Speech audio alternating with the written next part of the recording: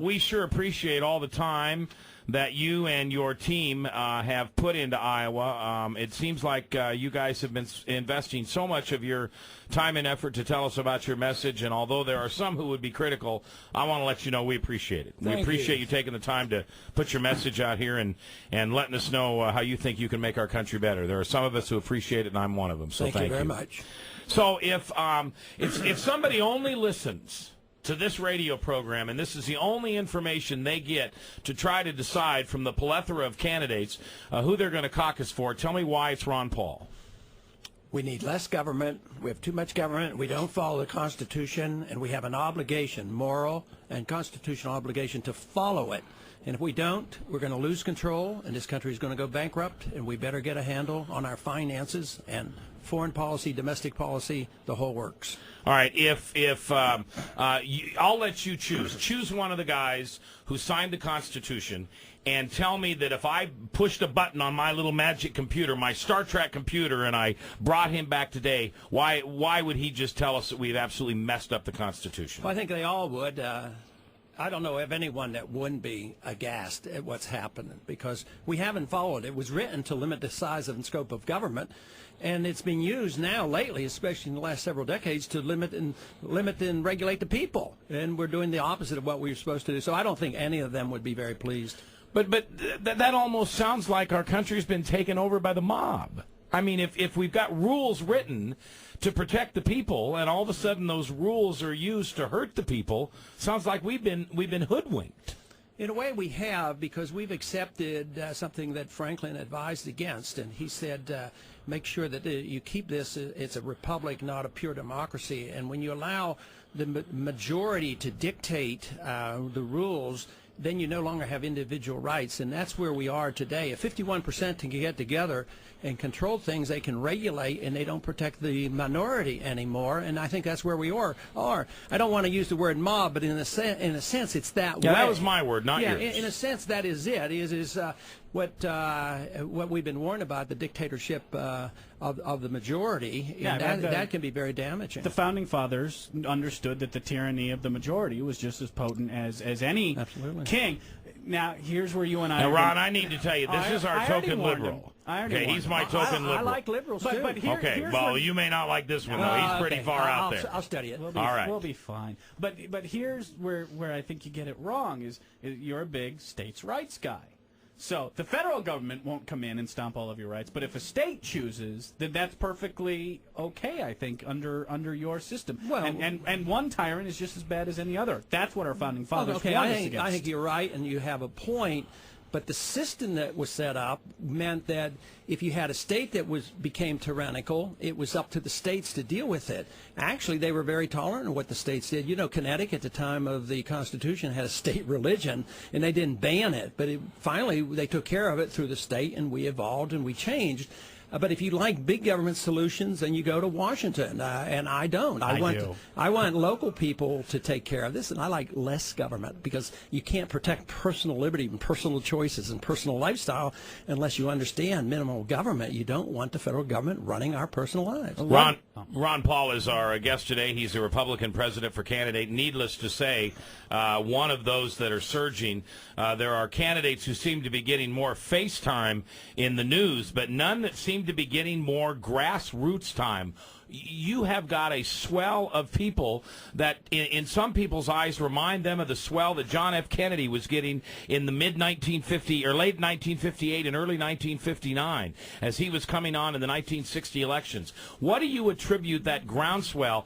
And by the way, your followers are incredibly intelligent, well-educated. I mean, they're not Jim Jones followers that are just being led on by, some kind of grape juice. Well, now, there are a few of those. Let's be honest. There are a couple. The Stormfront guys. We're very tolerant, but they don't run the show. but why is it that you seem to be growing in leaps and bounds with the number of people that are following you in these campaigns? It's the message, and it's the Constitution. We bring people together. We allow people to make their own personal lifestyle choices, but we also let people decide how they're going to spend their money. We don't want the government taxing us and regulating us.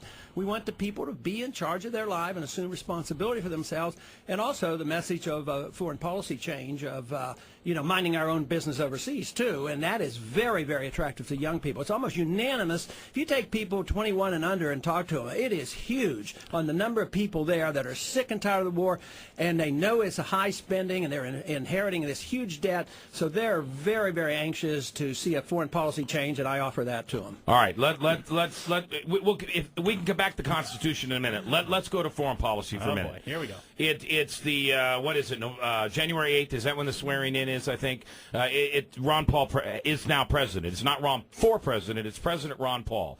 And your cabinet meets. What do you begin to move forward to do when it comes to the war in Iraq and our foreign policy in the Middle East? Exactly opposite of what occurred in the first meeting with George Bush in the early part of 2001.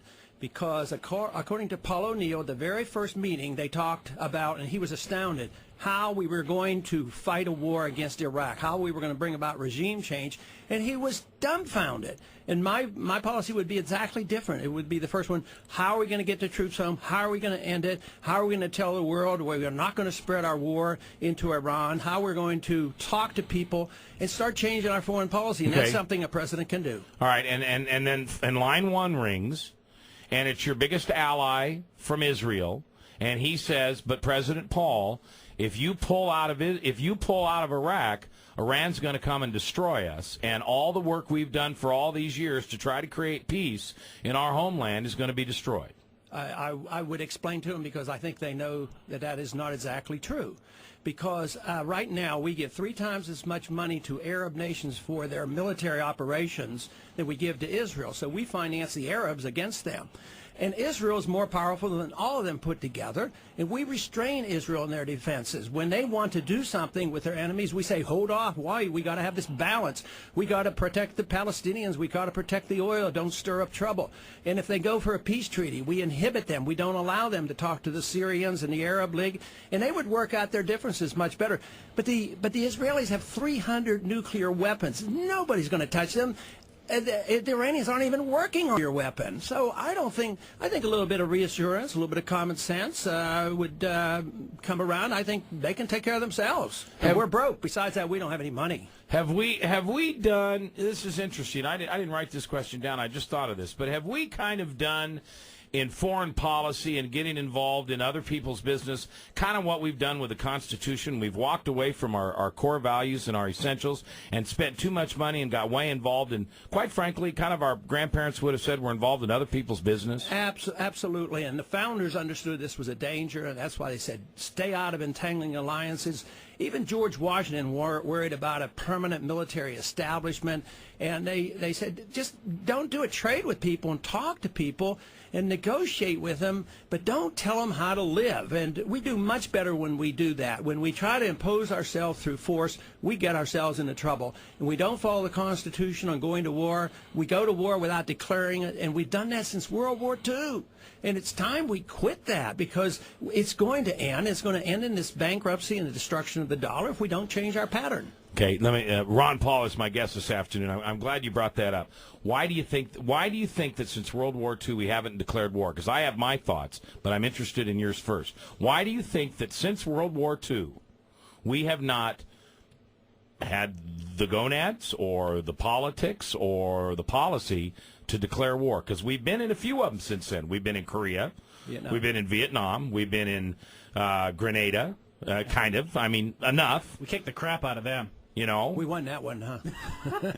It's amazing how many third world countries we can walk over. Seriously, I mean, if you go to a military person and ask them where our boots have been on the ground, shoot, there's 10, 12 places. Johnny Cash song. Why not?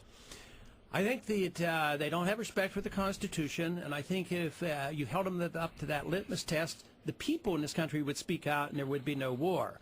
And there's all kinds of ulterior motives for going to war, oil, and promoting our goodness, and all these justifications, Israel, that why we have to go to war.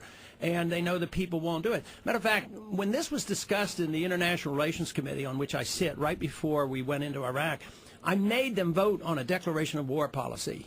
And I told them, I'm giving you this substitute. Declare war if you want to go to war. I'm not going to vote for it, but you got to act responsibly. Because if you don't, the war is going to be political, and it won't end. It'll drag on. We had a vote, and they were furious with me because I made them record their vote. Nobody voted for it, but they wanted to duck their responsibility. It was sort of like the Democrats and the pro